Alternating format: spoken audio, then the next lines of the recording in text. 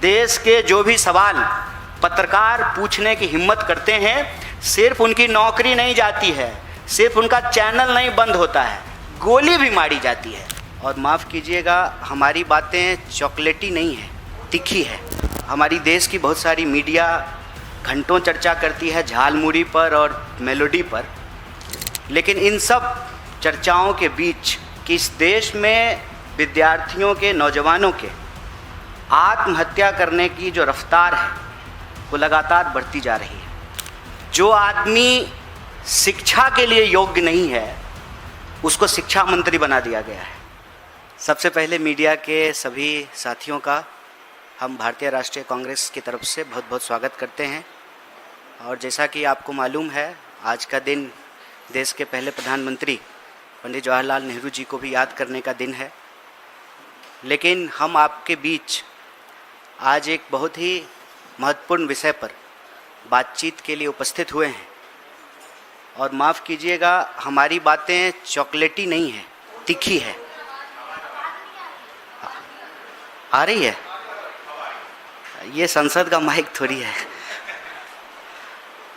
माफ़ कीजिएगा कि हमारे पास आज आपसे बातचीत करने के लिए कोई चॉकलेटी बात नहीं है, तीखी बातें हैं। क्योंकि देश में जो हो रहा है, सरकार के लिए कॉमेडी हो सकता है, लेकिन देश के जो नौनिहाल हैं, देश के जो भविष्य हैं, उनके जीवन मरण का सवाल है। आप सब पिछले कुछ सप्ताह से इस देश की शिक्षा व्यवस्था से जुड़ी हुई कई महत्वपूर्ण घटनाओं को कवर किए हैं। हालांकि हमारी देश की बहुत सारी मीडिया घंटों चर्चा करती है झालमुड़ी पर और मेलोडी पर, लेकिन इन सब चर्चाओं के बीच एक जो ज़रूरी मसला है वो ये है कि इस देश में विद्यार्थियों के, नौजवानों के आत्महत्या करने की जो रफ्तार है वो लगातार बढ़ती जा रही है। 1 घंटे के भीतर 2 नौजवान इस देश में आत्महत्या कर रहे हैं। और आत्महत्या का सीधा संबंध इस देश की चौपट शिक्षा व्यवस्था से है। जो आदमी शिक्षा के लिए योग्य नहीं है उसको शिक्षा मंत्री बना दिया गया है। और यह बात मैं पूरी जिम्मेवारी से कांग्रेस पार्टी की ओर से आपके बीच रख रहा हूँ।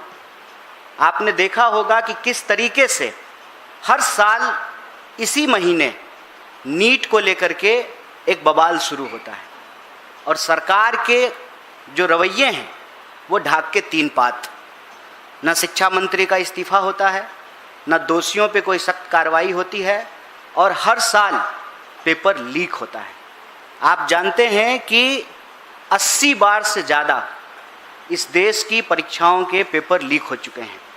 कल की खबर है कि एसएससी जीडी की परीक्षा देने के लिए एक केंद्र पर 800 से ज़्यादा लोगों को बुला लिया गया और बैठने की व्यवस्था सिर्फ 250 लोगों की थी।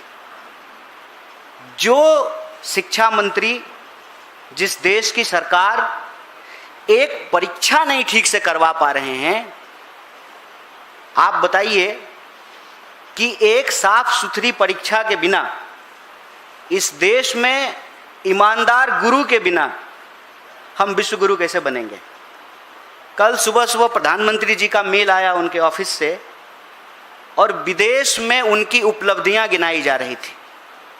और देश में लगातार सुर्खियों में यह बात बनी हुई है कि पहले नीट और फिर सीबीएसई का मामला। और सीबीएसई का मामला ऐसा है कि एक 17 साल का बच्चा अपनी समस्याओं को लेकर गुहार लगाता है और सरकार की चापलूसी में अपने रीढ़ की हड्डी खो चुके पत्रकार आनन फानन में उस विद्यार्थी को देशद्रोही और पाकिस्तानी बताने लगते हैं। दिक्कत यह है कि जब प्रधानमंत्री जी और उनके दोस्त को ही देश मान लिया जाता है तो देश हित की हर बात देश विरोधी लगने लगती है। आप हमें बताएं कि प्रधानमंत्री परीक्षा से पहले परीक्षा पर चर्चा करते हैं, परीक्षा होती है, पेपर लीक हो जाता है, परीक्षा पर चर्चा करके रील बनाने वाले प्रधानमंत्री साइलेंट मोड पर चले जाते हैं। चुप्पी साध लेते हैं। एक शब्द उनके मुंह से नहीं निकलता है कि ऐसी क्या मजबूरी है कि एक अयोग्य शिक्षा मंत्री को आप शिक्षा मंत्री बनाए हुए हैं। साहब वो आपके ही कैबिनेट के मंत्री हैं, ट्रंप नहीं है कि 45 डिग्री में आप कांप रहे हैं उनसे इस्तीफा लेने में, उनको उनके पद से हटाने में। ऐसी क्या मजबूरी है? आप पिछले 2 सप्ताह के घटनाक्रम को देखिए। नीट का पेपर लीक होता है और पेपर लीक होने पे दलील ये दी जाती है कि पूरा पेपर लीक नहीं हुआ है। पूरा पेपर लीक कब होगा? जब क्वेश्चन पेपर न्यूज़पेपर में छप के आएगा। व्हाट्सएप पे क्वेश्चन पेपर घूम रहे हैं, पहले उसको दबाने का प्रयास किया गया, फिर स्वीकार किया गया कि पेपर लीक हुआ है, फिर पेपर उसको कैंसिल करके दोबारा पेपर कराया जा रहा है। 1 महीने के भीतर 20 लाख से ज़्यादा विद्यार्थियों को फिर से नीट का एग्जाम देना है। अभी नीट के मामले में प्रतियोगी छात्रों की आत्महत्या की खबरें आने लगी, फिर सीबीएसई का मामला आ गया। ऑनलाइन स्क्रीनिंग के इतने मुद्दे उठ करके आए, इतनी समस्याएं उठ करके आई, और उस पर जवाब देने की बजाय सरकार के समर्थक पत्रकार जो है विद्यार्थी को ही पाकिस्तानी बताना शुरू कर दिए। आज इस देश की स्थिति ये है कि यह सरकार एक भी परीक्षा ठीक से कंडक्ट नहीं करवा पा रही है, और हर परीक्षा, देश की हर महत्वपूर्ण परीक्षा को करवाने की जिम्मेवारी उस एनटीए को दे दिया गया है जिस पर बार बार सवाल उठ रहे हैं। और इसमें कोई दो राय नहीं है कि जो एनटीए के डायरेक्टर हैं, आप उनका बैकग्राउंड चेक करके देख लीजिए। उनका बैकग्राउंड सरकार में बैठे हुए लोगों से राजनीतिक संबंध का बैकग्राउंड है। ऐसी क्या मजबूरी है कि ऐसे निदेशकों को राजनीतिक लाभ के लिए अपनी पार्टी, अपने विचारधारा के लोगों को महत्वपूर्ण पदों पर बिठाया जाता है, फिर उस एजेंसी के द्वारा लगातार अयोग्य तरीके से परीक्षा कंडक्ट कराने की असफल कोशिश की जाती है, फिर भी उनके ऊपर कोई कार्रवाई नहीं किया जाता है। देश आज एक गंभीर विषय से गुजर रहा है। ऐसी परिस्थिति में हम देश के विद्यार्थियों और नौजवानों से ये अपील करना चाहते हैं कि सिस्टम की खामी और कमी को आप अपने मत्थे मत मढ़िए। सिस्टम अपनी कमी को, अपने फेलियर को आपके माथे पर नाकामी के रूप में मढ़ना चाहती है, लेकिन आपको इन परिस्थितियों से किसी और की गलती के चलते अपनी जान गंवाने की आवश्यकता नहीं है। अगर जान गंवानी ही है तो अपने हक के लिए लड़कर मरेंगे, आत्महत्या करके नहीं मरेंगे। इसीलिए एनएसयूआई और यूथ कांग्रेस पूरे देश में पेपर लीक के सवाल पर लगातार सड़कों पर है। देश के चुने हुए नेता प्रतिपक्ष लगातार इस मुद्दे को उठा रहे हैं।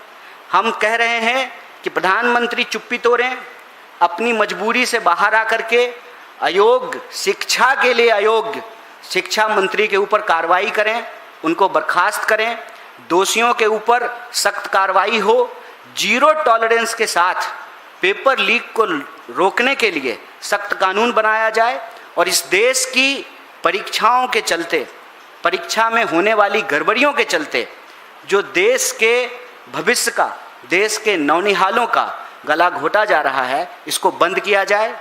और हम सरकार से ये अपील करते हैं, महाराज आप इस देश के युवाओं का आंख फोड़ करके विकसित भारत का चश्मा बेच रहे हैं। इस देश के युवाओं को कैद करके, उनकी आवाज़ को दबा करके आप विकसित भारत का चश्मा बेच रहे हैं। भारत विकसित तब होगा जब देश के विद्यार्थियों को सही शिक्षा मिलेगी, शिक्षित लोगों को रोजगार मिलेगा, और रोजगार की उनकी ताकत से अर्थव्यवस्था मजबूत होगी, तब देश मजबूत होगा, और तब हम विश्वगुरु बनेंगे। पेपर लीक कराने वाले गुरुओं से, जिनका संबंध भाजपा और आरएसएस से है, उनके दम पर तो विश्वगुरु नहीं बन पाएंगे। ये छलावा बंद किया जाए, और देश के अंदर यह जो स्थिति पैदा की गई है, किसी भी लोकतांत्रिक आवाज़ को आनन फानन में देशद्रोही साबित करना है, पाकिस्तानी साबित करना है, यह रवैया देश के लिए ठीक नहीं है। और जो लोग सवाल उठाते हैं उन सवालों को गुमराह करने की बजाय सरकार को उन सवालों का जवाब देना चाहिए। सीधा सीधा कांग्रेस पार्टी की तरफ से हम प्रधानमंत्री से यह सवाल पूछ रहे हैं कि प्रधानमंत्री जी, आप परीक्षा पर चर्चा करके रील बना लेते हैं, पेपर लीक के बाद आप चुप्पी क्यों साध लेते हैं? आप अपनी चुप्पी तोड़िए। इनकॉम्पिटेंट, इनकेपेबल जो मिनिस्टर्स हैं आपके, अपने मंत्रालय को छोड़ करके दुनिया की हर चीज़ पे वो बात करते हैं, लेकिन अपने मंत्रालय की जवाबदेही वो नहीं लेते हैं। शिक्षा मंत्री को शिक्षा मंत्रालय की जवाबदेही लेनी पड़ेगी और वो जवाबदेही वो पूरा करने में विफल हुए हैं, इसलिए इस शिक्षा मंत्री को बर्खास्त करना चाहिए। तीसरी बात, एनटीए के ऊपर बार बार सवाल उठ रहे हैं, उसकी प्रक्रियाओं के ऊपर सवाल उठ रहे हैं, उसमें सरकार से जुड़े हुए लोगों को नियमों को ताक पर रख करके उनको सारा काम दिया जाता है, उनको ठेका दिया जाता है। एनटीए से free and fair examination conduct कराना पॉसिबल नहीं है। या तो आप एनटीए से परीक्षा लेने की जो काम है उसको वापस लीजिए और एनटीए को इससे बेदखल कीजिए। अदरवाइज अगर आप चाहते हैं कि एनटीए जैसी कोई संस्था इस देश में एग्जाम कंडक्ट कराए तो फिर उसको संवैधानिक दर्जा दिया जाना चाहिए। एक एनजीओ की तरह जो है एनटीए नहीं चल सकता है। और चौथा, देश के चाहे नीट के स्टूडेंट हों या सीबीएसई के स्टूडेंट हों, उनके माँ बाप से, उनके परिवारों से हम ये कहना चाहते हैं, देश का सबसे बड़ा विपक्षी दल होने के नाते एनएसयूआई, यूथ कांग्रेस और पूरी की पूरी कांग्रेस पार्टी सड़क से लेकर के संसद तक आपके न्याय की, इस सच की लड़ाई में आपके साथ खड़ी है। आप सब जानते हैं कि नीट के प्रतियोगी छात्र के परिवारों को हम लोग मदद कर रहे हैं, बाकी परिवारों को हम मदद करेंगे। और सीबीएसई के जो स्टूडेंट हैं उनके लिए हमने एक हेल्पलाइन नंबर जारी किया है, एक टोल फ्री नंबर जारी किया है। इसके साथ साथ हम नीट के लिए भी एक हेल्पलाइन नंबर जारी किए हैं और हम इस देश के नौनिहालों से, जवानों से ये अपील करना चाहते हैं कि आपको अपनी जान लेने की ज़रूरत नहीं है। किसी और की नाकामी के चलते अपना बहुमूल्य जीवन गंवाने की ज़रूरत नहीं है। आप इस देश के होने वाले नागरिक हैं, आप इस देश के नागरिक हैं और इस देश की सरकार को यह जिम्मेवारी लेनी पड़ेगी। किसी भी सूरत में हम लोकतंत्र को लाठी तंत्र नहीं बनने देंगे। आपकी इस लड़ाई को मजबूती से आगे बढ़ाने के लिए हम पूरी ताकत से खड़े हैं। सीबीएसई के जो प्रभावित स्टूडेंट हैं, जो ऑनलाइन स्क्रीनिंग के माध्यम से अपना उत्तर पुस्तिका नहीं प्राप्त कर पा रहे हैं, उनके उत्तर पुस्तिका में जो उन्होंने आंसर शीट में जो जवाब लिखा है इसके हिसाब से उनको मार्क्स नहीं दिए गए हैं, अगर उनको कम अंक आए हैं, किसी तरह की परेशानी अगर सीबीएसई के स्टूडेंट को हो रही है, सभी लाखों प्रभावित छात्रों के लिए हम एक नंबर जारी कर रहे हैं। एनएसयूआई ने इसको अपने सोशल मीडिया हैंडल से जारी किया है। हम आपके माध्यम से देश को फिर से इस नंबर को अवगत कराना चाहते हैं। नंबर है 9260030030। इस पे आप अपनी शिकायत दर्ज करा सकते हैं और इस सवाल को, देश में पेपर लीक के सवाल को हम एक गंभीर मुद्दा मान करके पूरी ताकत से इसके लिए लड़ेंगे, क्योंकि हमारी ये स्पष्ट समझ है, वोट चोरी करके जो लोग कुर्सी पर बैठ जाते हैं उनके शासन में पेपर लीक होना एबिलिटी है, कैपेबिलिटी है। उनके दौर में पेपर लीक होना बहुत स्वाभाविक है। इसीलिए यह लड़ाई न सिर्फ देश के भविष्य को बचाने की लड़ाई है, अंततः ये लड़ाई इस देश की जनतांत्रिक लोकतांत्रिक शक्ति को भी आगे बढ़ाने की लड़ाई है। इसमें Congress party, NSUI, youth Congress इस देश के विद्यार्थियों और नौजवानों के साथ पूरी तरह से तैयार है।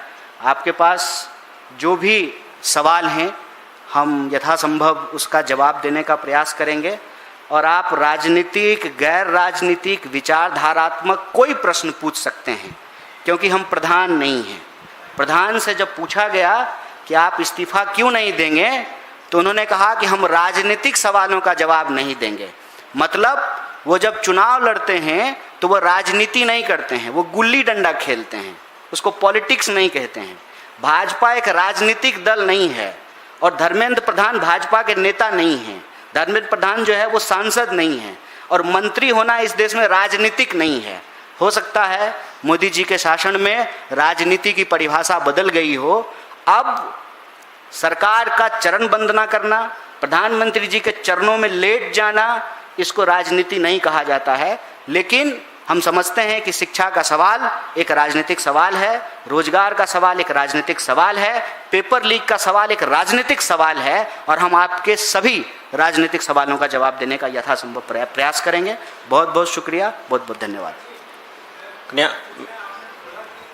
कानून बनाने की जरूरत है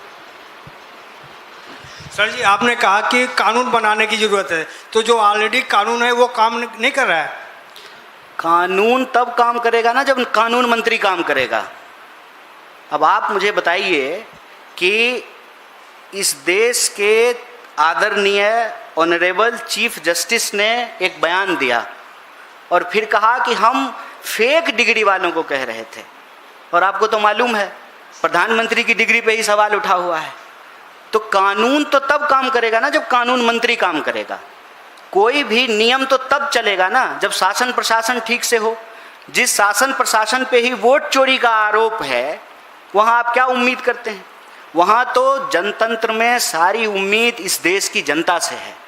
कानून जो हैं वही अगर ठीक तरीके से लागू हों तो स्वाभाविक रूप से कोई गड़बड़ी नहीं होगी। यह तो पूरा का पूरा सिस्टम का मामला है ना। आप लोगों में से पता नहीं कितने लोगों ने वो जो एनटीए का रील है नीट एग्जाम से जस्ट पहले, उसको बस जा करके एक बार देखिए। आपके घर में कोई अगर नीट का स्टूडेंट नहीं है तो आपको कॉमेडी लगेगी, आप उसको देख के हंसेंगे।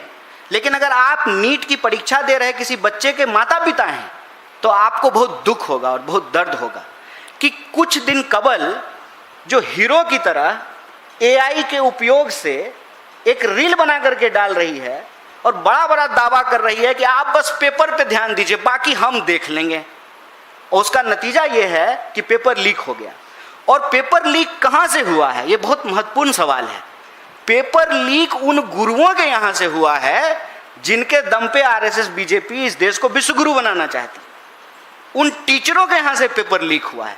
तो क्या एनटीए को मालूम नहीं है कि आप किस तरह के टीचरों से पेपर सेट करने का पैनल बना रहे हैं? ब्यूटी पार्लर में पेपर बट रहा था। ये नेटवर्किंग आप देख रहे हैं। तो जब चौकीदार ही पॉकेटमारी करने लगे तब तो आपको सख्त कार्रवाई की आवश्यकता होगी। कोई भी कानून ठीक से तभी काम करेगा ना जब कानून मंत्री काम करे, पुलिस काम करे, देश की अदालतें काम करे। आप अदालत चीफ जस्टिस साहब का एक नया बयान सुन लीजिए। उन्होंने कहा है कि दिल्ली के ज़्यादातर वकीलों की डिग्री फेक है। बताइए, इस पर हंगामा नहीं हो जाना चाहिए? देश के सुप्रीम कोर्ट के मुख्य न्यायाधीश कह रहे हैं कि दिल्ली के वकीलों की डिग्री फेक है और इस पर कोई सवाल नहीं है। चर्चा किस पे हो रही है? झालमुरी पे और मेलोडी पे। और मेलोडी कितना चॉकलेटी है ये भी बता रहे हैं।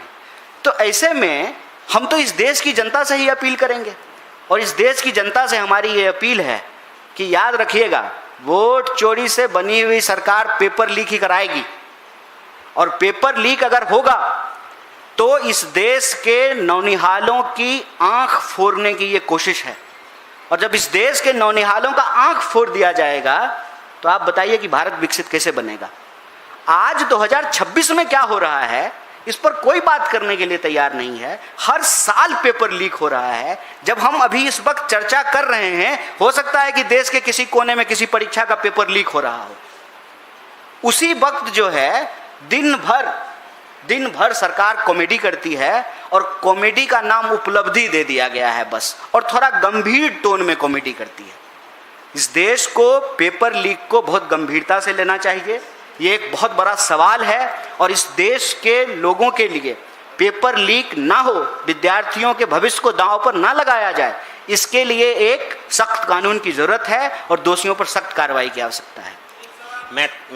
मैं तेजपाल सिंह। कन्हैया, सवाल ये है कि 50 लाख के आसपास स्टूडेंट्स हैं। नीट, सीबीएसई और SSC GT, even UP board के 32 जिलों में डबल रोल नंबर की कॉपियां मिली हैं।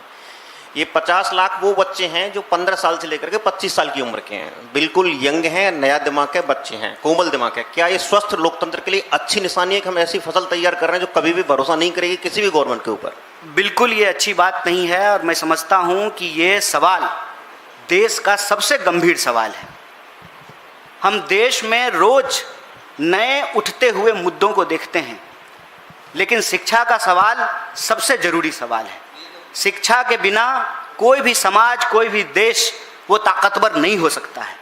और शिक्षा की स्थिति ये है कि अशिक्षित लोगों ने, अयोग्य लोगों ने इस पूरी की पूरी व्यवस्था को कब्जा कर लिया है।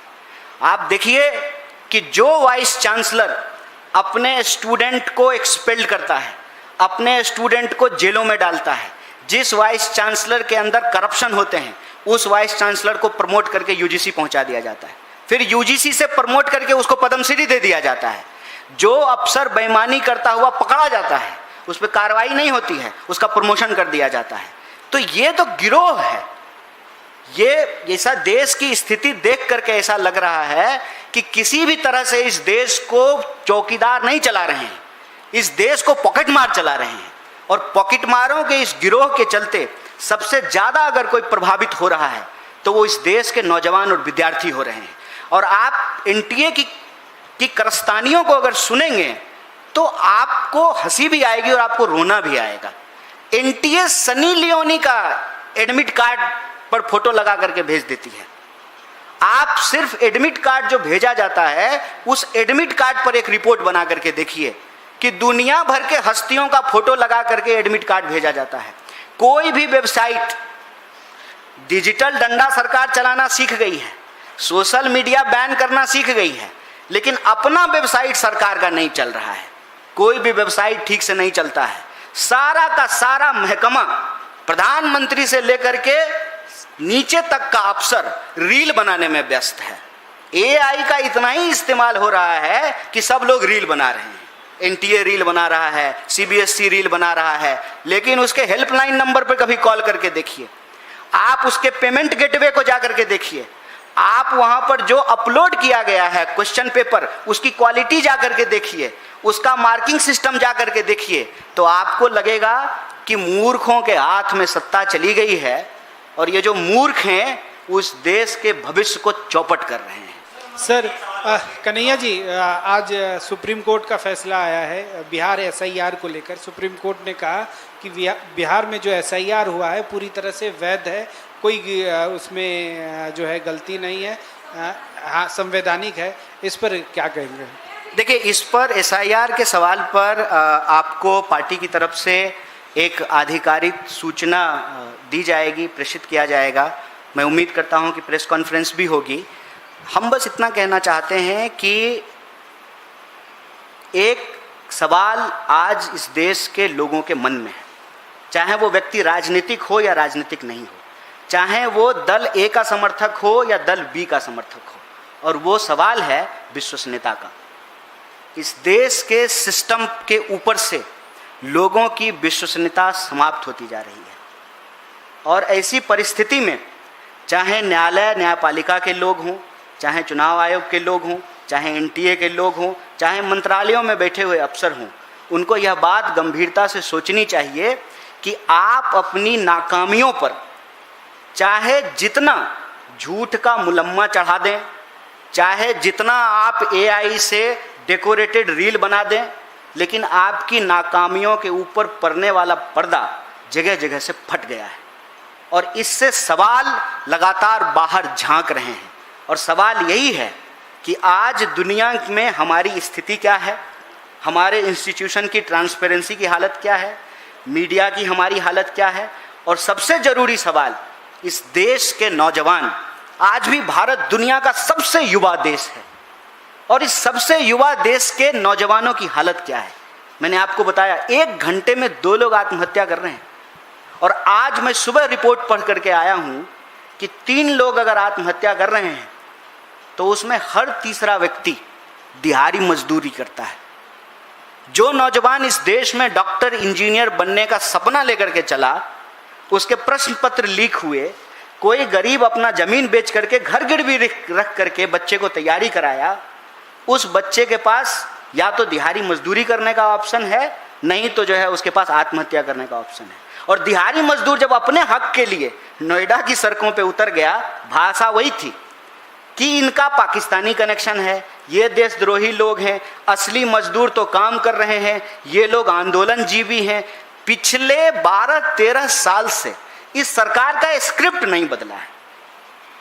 स्क्रिप्ट इसलिए नहीं बदला है कि धीरे धीरे सरकार के समर्थकों ने ये मान लिया है कि प्रधानमंत्री और उनके दोस्त यही देश हैं और इनके ऊपर उठने वाला कोई भी सवाल उसको आनन फानन में ये देशद्रोही साबित करते हैं।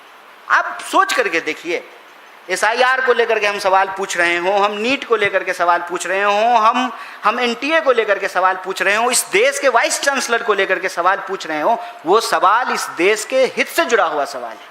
लेकिन आनन फानन में उस सवाल को जवाब नहीं देना है, सवाल के बदले सवाल पूछना है। ऐसा मानिए कि ट्रेन में आपका जेब काटा जा रहा हो और आपने जेब कतरे का हाथ पकड़ लिया, जेब कतरे के दूसरे साथी जोर जोर से आपको ही चोर चोर चिल्लाने लगे और भीड़ कंफ्यूज हो गया कि जेब आपकी कट रही थी कि आप जेब कतरा है। सरकार में यही स्थिति पैदा कर दी गई है। इस देश के लोकतंत्र में विपक्ष की एक भूमिका है ना। अगर प्रधानमंत्री चुन करके प्रधानमंत्री हुए हैं तो राहुल गांधी भी तो चुन करके इस देश के विपक्ष के नेता हुए हैं ना।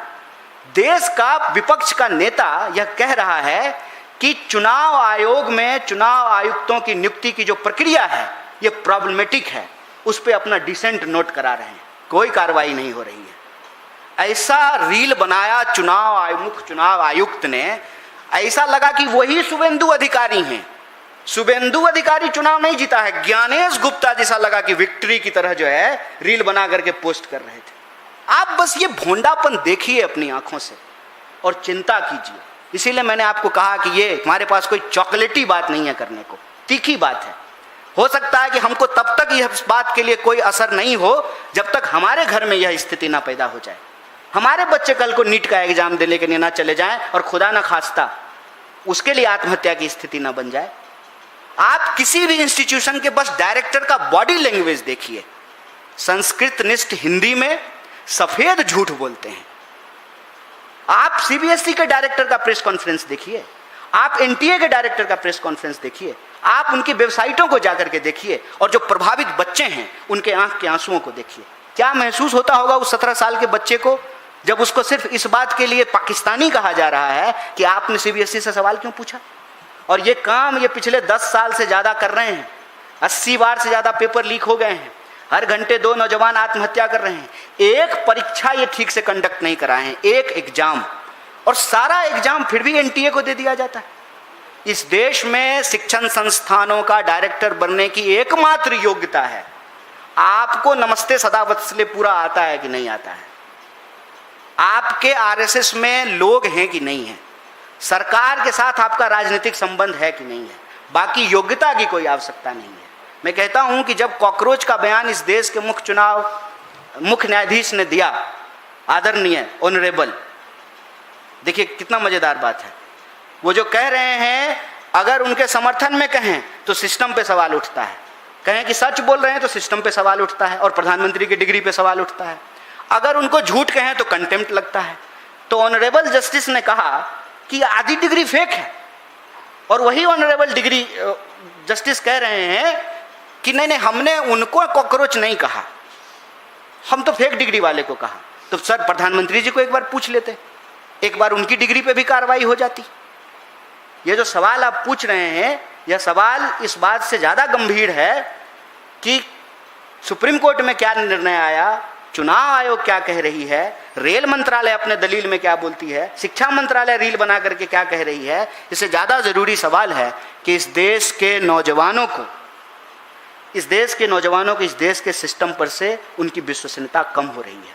इसीलिए आज हम आपके बीच सिर्फ सरकार से सवाल पूछने के लिए नहीं आए हैं, हम इस देश के नौजवानों से भी अपील करने के लिए आए हैं कि मेलोडी की इस कॉमेडी में हम जेनजी के क्वेश्चन को दबने नहीं देंगे।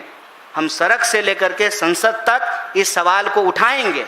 वो प्रेस कॉन्फ्रेंस करके कहते रहें कि हम अराजक स्थिति पैदा करना चाहते हैं, हम अराजक स्थिति नहीं पैदा करना चाहते हैं।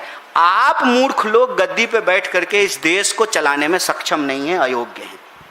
कन्हैया, एबीपी न्यूज़ से मैं मोहित दुबे हूँ। मेरा सवाल ये है कि आपने वोट चोरी के मद्देनज़र बिहार के 20 जिलों में आपने यात्रा की थी। राहुल गांधी, आप भी उस यात्रा में शामिल थे।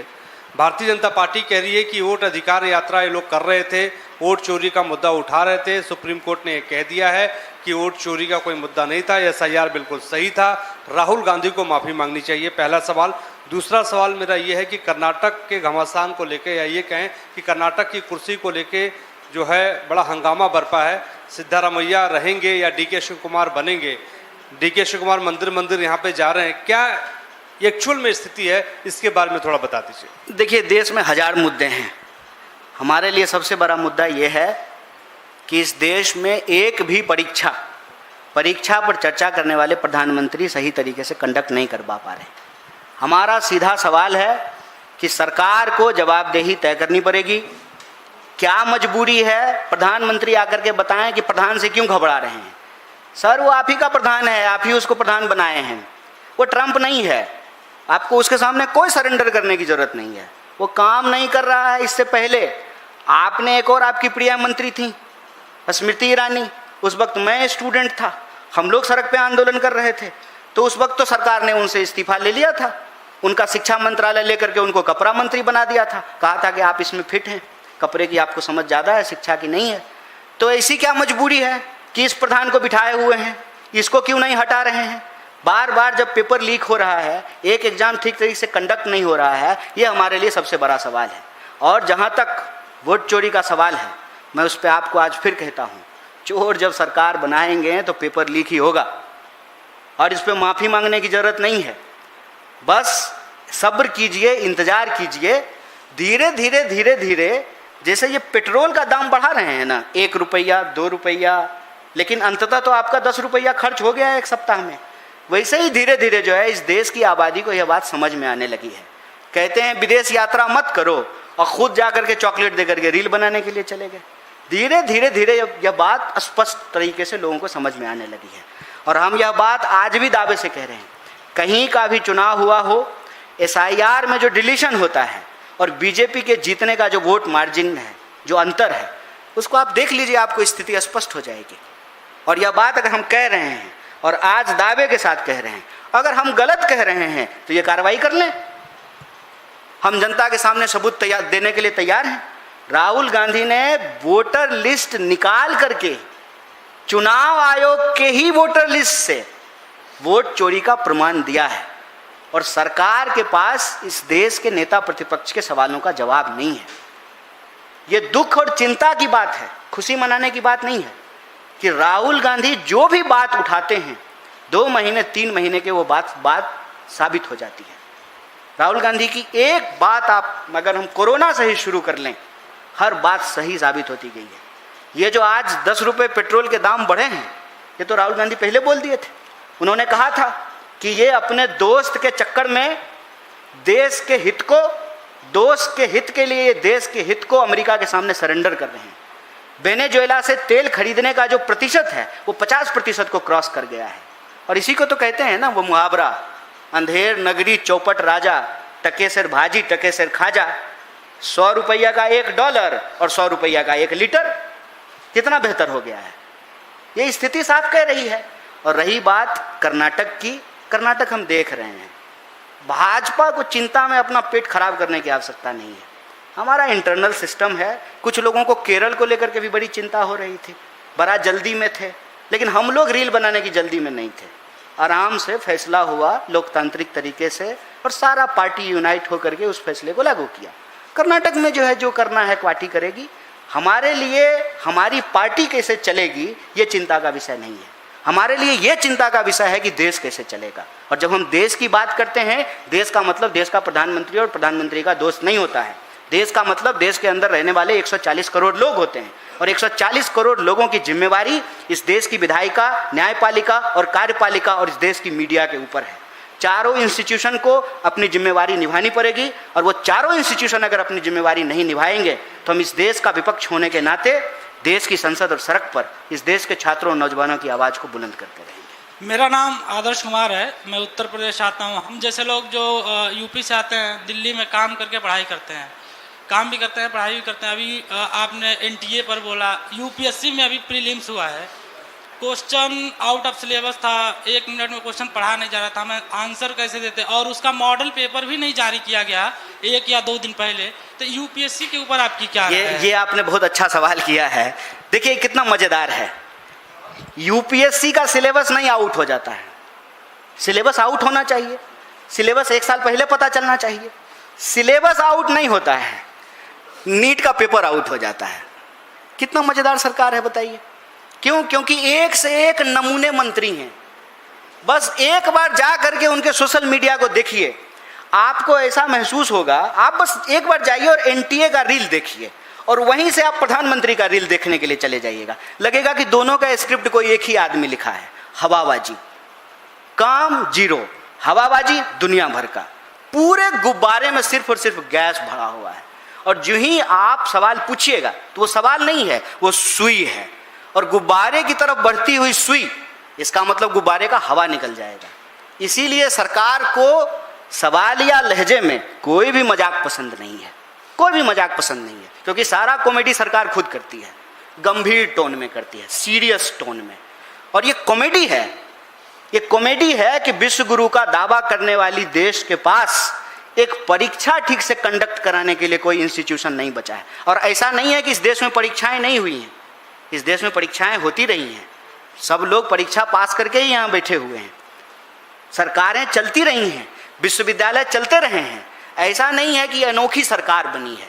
यह सरकार अनोखी इस मामले में है कि अगर इस सरकार से आपने कोई सवाल पूछा तो आपको देशद्रोही साबित किया जा सकता है।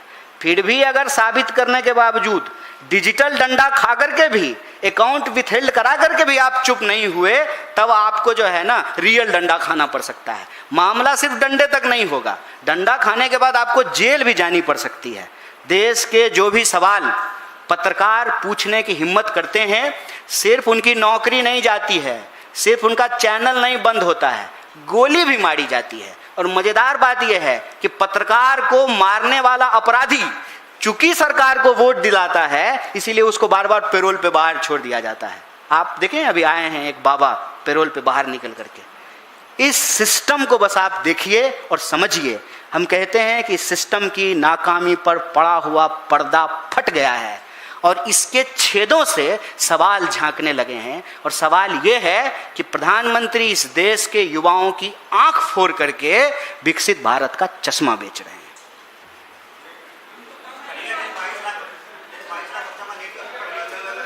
चलिए, आप सब लोगों का बहुत बहुत धन्यवाद और उम्मीद है कि आप देश के भविष्य के इस सवाल को मजबूती से उठाएंगे। Subscribe to One India and never miss an update. Download the One India app now.